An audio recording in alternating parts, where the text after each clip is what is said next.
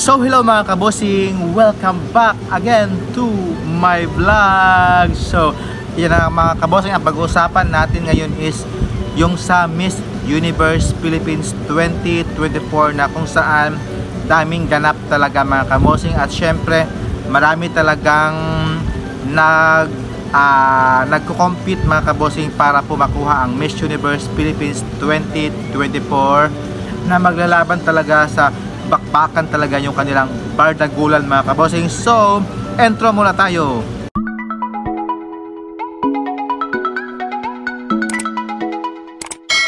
So, welcome back again to my vlog and salam alaikum po dyan. And konnichiwa, sawadika, and then kapong kapo dyan mga kabosing. And hello po dyan mga kabosing. And balamig po dito sa bansang Bahrain. Dito ngayon mga kabosing is tanghali pa lang dito at 12:17 ng tanghali mga kabosing. Hindi pa po muna ako mag-duty kasi maaga pa po naman mga kabosing. Upo muna ako dito sa aking kinauupuan sa may parang park ng mall ng Aliwan Hamala ng Bahrain mga kabosing. Ito po ay parang European style mga kabosing na mall na hindi ka talaga ito ma-stress kasi may pasyalan din dito sa loob niya mga kabosing. At syempre para siyang parang park, pero yung mall niya is parang kahon-kahon siya ba, parang makakapag-relax ka dito sa labas at hindi ka mas-stress pag nasa work ka. Pag maglabas ka, automatic na yun na may maganda kang makikitang tanawin dito mga kabosing, including this mga kabosing. Oh, ayan, see, okay yan mga kabosing dito. Kung dito ka mag-work, hindi ka talaga ma-board. O, diba? So, mga kabosing, ang pag-uusapan natin ngayon talaga is yung mga kandidata na si Christy Ann McGarry, mga kabosing. Grabe, naglabas siya ng kanyang videos na naka-swimsuit pictures, mga kabosing. Grabe talaga, parang ibang-iba talaga yung Christy Ann McGarry, mga kabosing, ng Taguig.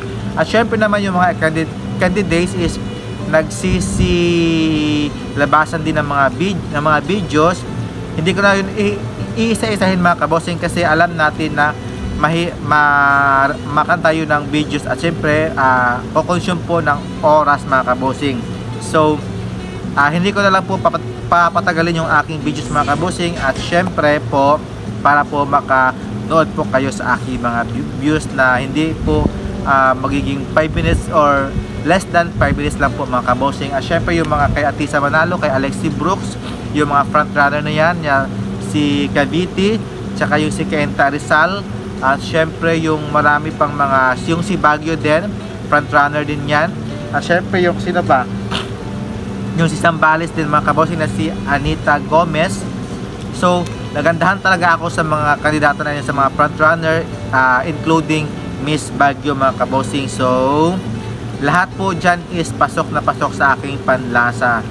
Yung si Victoria Velasquez Vincent din naman, gusto niyang maging relatable. Sana po ay supportahan po natin kung sino yung gusto natin at huwag pong mang-bash mga kabosing sa mga kandidata ng ating Miss Universe Philippines mga kabosing. Sana ay with love and care mga kabosing, and support lang po tayo, di ba mga kabosing, sa dating na laban kasi mahaba-haba pa yung kanilang laban. This May pa yung laban nila at sana ay maging okay at syempre maging maganda yung kanilang production at yung kanilang performance ng bawat kandidata mga kabosing.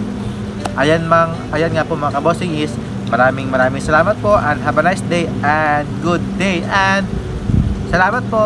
Keep safe po lagi and bye bye. See you in my next vlog. Keep safe. Bye bye.